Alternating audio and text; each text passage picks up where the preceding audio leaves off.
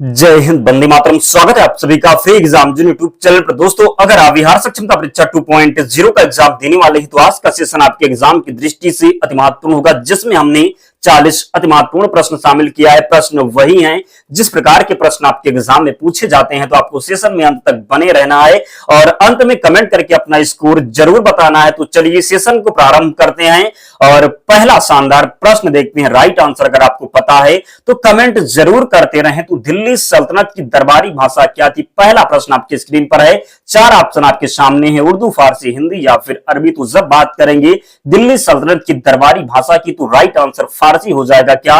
तो फारसी इसका सही उत्तर हो जाएगा। दिल्ली सल्तनत की दरबारी भाषा क्या थी? तो फारसी इसका राइट आंसर है। जरूर ध्यान रखें, गलती नहीं करना है। अगला प्रश्न है, आगरा नगर की स्थापना किसके द्वारा की गई थी? फिरोज तुगलक, मोहम्मद बिन तुगलक, अलाउद्दीन खिलजी या फिर सिकंदर लोदी। तो बात करेंगे आगरा नगर की स्थापना किसने की? तो राइट आंसर हो जाएगा सिकंदर लोदी ने। जिसने भी फोर्थ ऑप्शन का चयन किया है, राइट आंसर हो जाएगा आगरा नगर की स्थापना किसके द्वारा की गई? तो सिकंदर लोदी के द्वारा। जरूर ध्यान रखें, गलती नहीं करना है।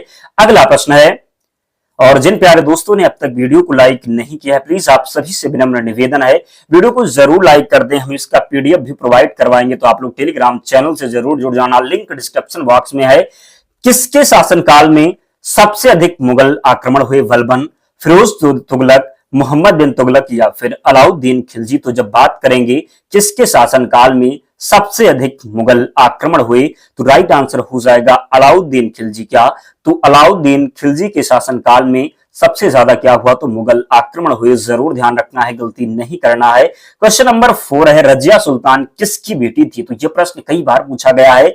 बलबन, कुतुबुद्दीन ऐबक, इल्तुतमिश या फिर नसरुद्दीन की। तो बात करेंगे रजिया सुल्तान किसकी बेटी थी? तो राइट आंसर हो जाएगा इल्तुतमिश की। किसकी? तो इल्तुतमिश की बेटी थी रजिया सुल्तान। जरूर ध्यान रखना है। अगला प्रश्न है, लोदी वंश का अंतिम शासक कौन था? इब्राहिम लोदी, बहलोल लोदी, सिकंदर लोदी या फिर इनमें से कोई नहीं। तो अगर आपको आंसर पता है तो कमेंट जरूर करते रहें।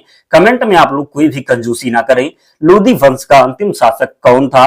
तो राइट आंसर हो जाएगा इब्राहिम लोदी। कौन? तो लोदी वंश का अंतिम शासक था इब्राहिम लोदी। बात करें कि लोदी वंश का संस्थापक कौन था? तो बहलोल लोदी था। ध्यान रखिएगा, प्रश्न पूछा जाता है। अगला प्रश्न है, अंग्रेज शासन का प्रभाव किस क्षेत्र में अधिक था? राजनीति, धार्मिक, आर्थिक या फिर मनोवैज्ञानिक। तो जो है अंग्रेज शासन का प्रभाव जो था किस क्षेत्र में अधिक था? तो ये लूटने आए थे। तो राइट आंसर क्या हो जाएगा? आर्थिक में। किसमें? तो आर्थिक राइट आंसर है। जरूर ध्यान रखना। अगला प्रश्न है, भारत में प्रथम रेलवे लाइन किसने बिछवाई थी? विलियम डडले ने, रोजर स्मिथ ने, डलहौजी ने या फिर वारेन हेस्टिंग ने। तो भारत में जो प्रथम बार जो है रेल चली थी, रेलवे लाइन किसके द्वारा बिछवाई गई थी? तो इसका जो राइट आंसर हो जाएगा डलहौजी के द्वारा। किसके द्वारा? तो डलहौजी के द्वारा। कब? तो 1853 में। ध्यान रखिएगा, गलती नहीं करना है, कई बार यह प्रश्न पूछा जाता है। अगला प्रश्न है, भारत में प्रथम रेलवे लाइन का निर्माण किन नगरों के बीच हुआ? तो जो पूछा जाए किसने करवाया, तो डलहौजी ने। और किन नगरों के बीच में हुआ? हावड़ा और श्रीरामपुर, बंबई और ठाणे, मद्रास और गुंटूर या फिर दिल्ली और आगरा। तो कई बार हम आपको बता चुके हैं। बंबई और ठाणे के बीच। किसके बीच? तो पहली बार रेलवे जो रेल चली थी, ट्रेन चली थी, किसके बीच? तो बंबई और ठाणे के बीच। किसके कार्यकाल में? तो डलहौजी के। ध्यान रखिए, कब? तो 1853 में। गलती नहीं करना है। अगला प्रश्न है, the economic history of India के लेखक कौन है? RC Majumdar, RG Bhandarkar, Rajani Palme, Ramesh Chandra. तो बात करेंगे कि the economic history of India, the economic history of India के लेखक कौन है? तो सही उत्तर हो जाएगा रमेश चंद्र दत्त। कौन? तो the economic history of India के लेखक हैं रमेश चंद्र दत्त। जरूर ध्यान रखें, गलती बिल्कुल भी नहीं करना है। तो राइट आंसर ध्यान रखना है, रमेश चंद्र दत्त इसका सही उत्तर हो जाएगा। अगला प्रश्न है, भारत में अंग्रेजों के समय प्रथम जनगणना किसके कार्यकाल में हुई थी? तो प्रथम जनगणना कब हुई थी पूछा जाता है। तो 1872 में। कब? तो 1872 में डफरिन के कार्यकाल में, लिटन के, मेयो के या फिर रिपन के। तो मेयो के कार्यकाल में हुई थी। किसके कार्यकाल में? तो मेयो के कार्यकाल में 1872 में सर्वप्रथम जनगणना हुई थी। ध्यान रखिएगा। अगला प्रश्न है, निम्नलिखित में से किस प्राकृतिक का सुरक्षा वाल्व कहा जाता है? भूकंप, ओजोन गैस, ज्वालामुखी या फिर नदियां। तो निम्नलिखित में से किसे प्रकृति का सुरक्षा वाल्व कहा जाता है? तो ज्वालामुखी को किसे, तो ज्वालामुखी को ध्यान रखना है। अगला प्रश्न है भूकंप का कारण क्या है, भू परिभ्रमण, टेक्टोनिज्म, भूघूर्णन या फिर अनाच्छादन। तो बात करेंगे कि भूकंप का कारण क्या है, तो राइट आंसर आप लोग कमेंट करते हैं। अगर आपको आंसर पता है तो कंजूसी ना करें, अगर आप कमेंट करेंगे तो निश्चित ही आपको जो है आंसर याद हो जाएगा, कभी भी आपसे गलती नहीं होगी, एग्जाम में प्रश्न पूछा जाएगा तो आप निश्चित ही सही करके आएंगे। तो भूकंप का कारण क्या है, तो इसका राइट आंसर हो जाएगा भूघूर्णन। क्या, तो भूघूर्णन जो है भूकंप का कारण है, जरूर ध्यान रखें। क्वेश्चन नंबर 13 है किस ज्वालामुखी में अक्सर उद्गार होती रहती है, जागृत ज्वालामुखी, प्रसव ज्वालामुखी, मृत ज्वालामुखी या फिर शांत ज्वालामुखी। तो आपको बताना है कि किस ज्वालामुखी में अक्सर उद्गार होता रहता है, तो इसका राइट आंसर है जागृत ज्वालामुखी। क्या, तो जागृत ज्वालामुखी इसका सही उत्तर है, जरूर ध्यान रखें। अगला प्रश्न है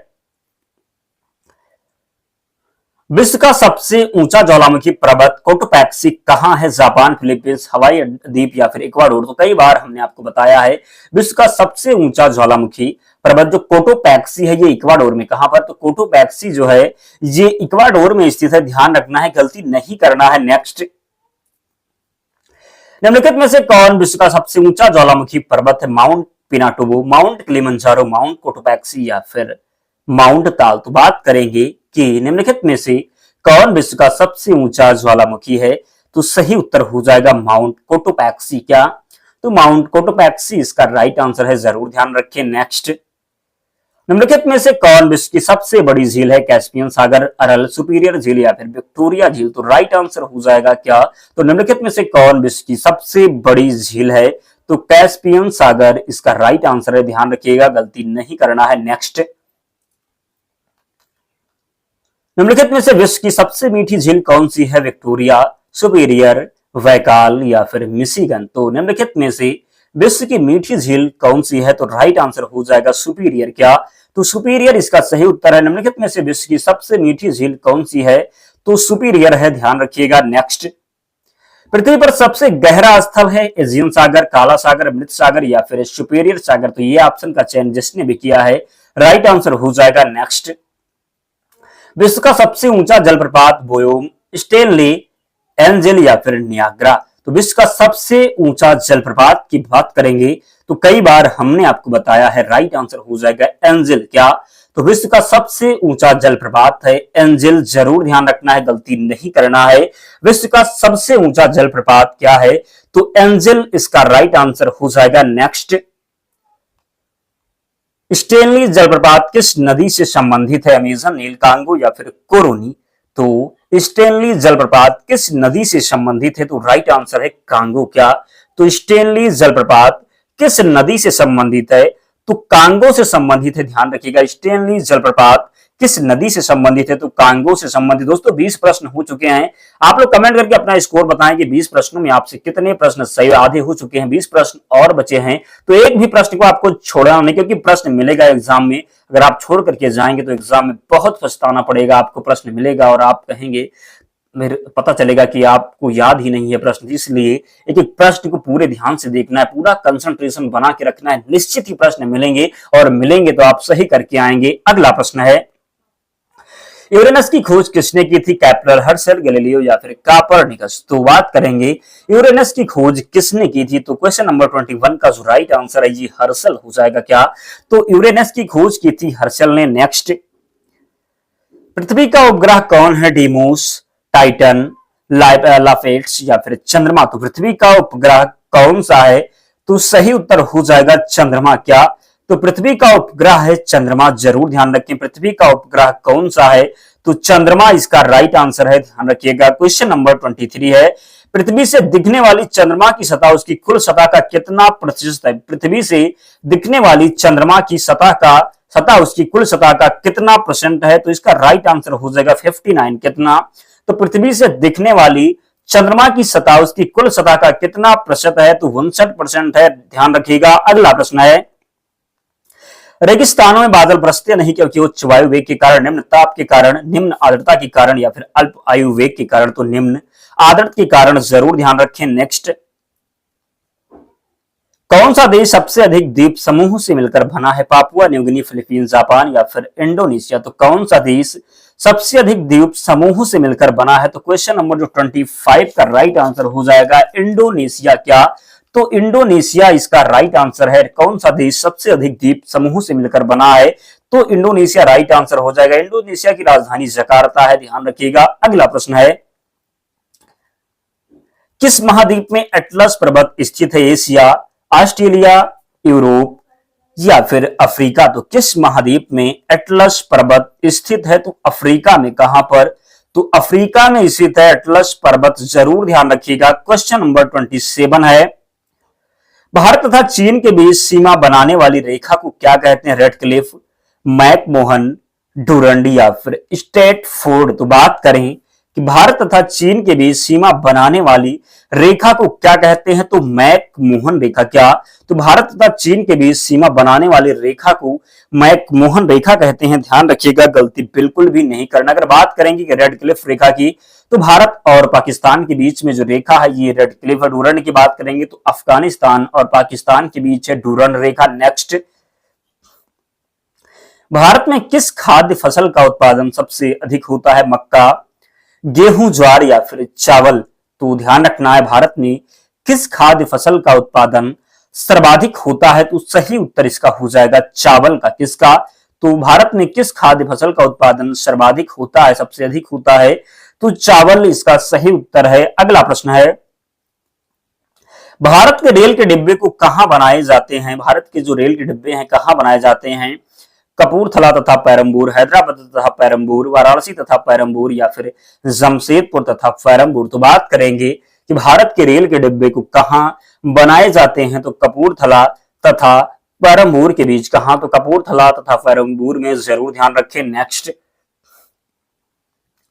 भारत में पहली बार जनगणना कब हुई? तो हमने आपको बताया है कि मेयो के कार्यकाल में। कब? तो 1872 में। भारत में पहली बार जनगणना कब हुई? तो मेयो के कार्यकाल में 1872 में, जरूर ध्यान रखें। नेक्स्ट, टिहरी जल विद्युत परिसर किस राज्य में स्थित है? उत्तराखंड, उत्तर प्रदेश, हिमाचल प्रदेश या फिर सिक्किम? तो बात करेंगे टिहरी जल विद्युत परिसर किस राज्य में स्थित है? उत्तराखंड, उत्तर प्रदेश, हिमाचल प्रदेश या फिर सिक्किम? तो इसका राइट आंसर हो जाएगा उत्तराखंड में। टिहरी बांध कहां पर है? तो उत्तराखंड में है, ध्यान रखिएगा, गलती बिल्कुल भी नहीं करना है। अगला प्रश्न है, क्योटो प्रोटोकॉल किस वर्ष में अमल में लाया गया? 2004 में, 2010 में, 2005 में या फिर 2002 में? तो बात करें कि क्योटो प्रोटोकॉल किस वर्ष में अमल में लाया गया था? तो कब लाया गया था? तो 2005 में। कब? तो क्योटो प्रोटोकॉल किस वर्ष अमल में लाया गया था? तो 2005 में, जरूर ध्यान रखिएगा।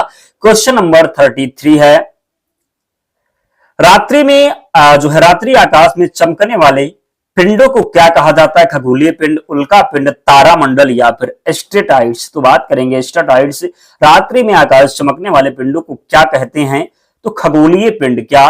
तो रात्रि में आकाश में चमकने वाले पिंडों को क्या कहते हैं? तो खगोलीय पिंड कहते हैं, जरूर ध्यान रखिएगा। अगला प्रश्न है, दिन में 2 बार समुद्र के पानी लयबद्ध उतार चढ़ाव को क्या कहा जाता है? लहर, सुनामी, ज्वार या फिर धारा?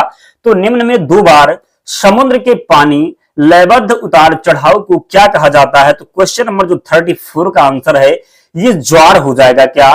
तो दिन में 2 बार समुद्र के पानी लयबद्ध उतार चढ़ाव को क्या कहा जाता है? तो ज्वार कहा जाता है, ध्यान रखिएगा। नेक्स्ट, भारत में थाईलैंड हाईवे किस देश से होकर गुजरता है? भारत में थाईलैंड हाईवे किस देश से होकर गुजरता है? म्यांमार, वियतनाम से, बांग्लादेश से या फिर इनमें से कोई नहीं? तो भारत थाईलैंड हाईवे किस देश से होकर गुजरता है? तो राइट आंसर इसका हो जाएगा, ध्यान रखिएगा, क्या हो जाएगा? तो म्यांमार। क्या? तो म्यांमार इसका राइट आंसर है, ध्यान रखना है। अगला प्रश्न है, कार्ल मार्क्स किस देश के थे? फ्रांस, जर्मनी, ब्रिटेन या फिर इटली? तो कार्ल मार्क्स किस देश के थे? तो जर्मनी के थे। किसके थे? तो कार्ल मार्क्स थे जर्मनी के। कहां के थे? तो कार्ल मार्क्स किस देश के थे? तो जर्मनी के थे, जरूर ध्यान रखिएगा। क्वेश्चन नंबर 37 है, भारत का सबसे पुराना यूरोपीय चर्च किस शहर में है? सूरत में, कोचीन में, पुणे में या फिर कानपुर में? तो भारत का सबसे पुराना यूरोपीय चर्च किस शहर में है? तो इसका राइट आंसर हो जाएगा कोचीन में। किसमें? तो कोचीन में। भारत का सबसे पुराना यूरोपीय चर्च किस शहर में है? तो कोचीन में है, ध्यान रखिएगा। अगला प्रश्न है, सूर्य नमस्कार में कितने चरण होते हैं? 10 चरण, 19 चरण, 12 चरण या फिर 8 चरण? तो सूर्य नमस्कार में कितने चरण होते हैं? तो 12 चरण होते हैं। कितने? तो सूर्य नमस्कार में कितने चरण होते हैं? तो 12 चरण होते हैं, ध्यान रखिएगा। क्वेश्चन नंबर 39 है, इंडिया गेट का डिजाइन किसने तैयार किया? तो इंडिया गेट का डिजाइन किसने किया? बंकिम चंद्र चटर्जी, लॉर्ड इरविन, इनमें से कोई नहीं, या फिर एडविन लुटियंस। तो इंडिया गेट का डिजाइन किसने किया था? तो एडविन लुटियंस ने। किसने? तो इंडिया गेट का जो डिजाइन किया था ये एडविन लुटियंस ने। किसने? तो एडविन लुटियंस के द्वारा इंडिया गेट का डिजाइन किया गया था, ध्यान रखिएगा। दोस्तों अंतिम प्रश्न है, तो जिसने भी अब तक वीडियो को लाइक नहीं किया है प्लीज वीडियो को लाइक कर देना और चैनल को सब्सक्राइब करके ही आपको जाना है। कर्मा नृत्य किस राज्य से संबंधित है? बात करेंगे कर्मा नृत्य की, उत्तर प्रदेश, अरुणाचल प्रदेश, मध्य प्रदेश या फिर आंध्र प्रदेश। तो कर्मा नृत्य किस राज्य से संबंधित है? तो मध्य प्रदेश इसका राइट आंसर हो जाएगा। किस राज्य से? तो मध्य प्रदेश से संबंधित है कर्मा नृत्य, ध्यान रखिएगा, गलती नहीं करना है दोस्तों। तो 40 प्रश्नों में आप लोग कमेंट करके बताएं कि कितना स्कोर आपका हुआ, कितने प्रश्न आप सही कर पा रहे। कम से कम आपके 25 प्रश्न जरूर सही होने चाहिए, ध्यान रखना है दोस्तों। इसकी पीडीएफ के लिए आप टेलीग्राम चैनल से जुड़ जाना, लिंक डिस्क्रिप्शन बॉक्स में, या आप टेलीग्राम पर जाएंगे और वहां आपको सर्च करना है फ्री एग्जाम जोन, आपको चैनल मिल जाएगा, आप लोग ज्वाइन हो जाना, आपको वहां पर सारी पीडीएफ मिल जाएगी। तो मिलते हैं नेक्स्ट वीडियो में, तब तक पढ़ते रहिए, ध्यान रखिए अपना, स्वस्थ रहिए और सुरक्षित रहिए। जय हिंद।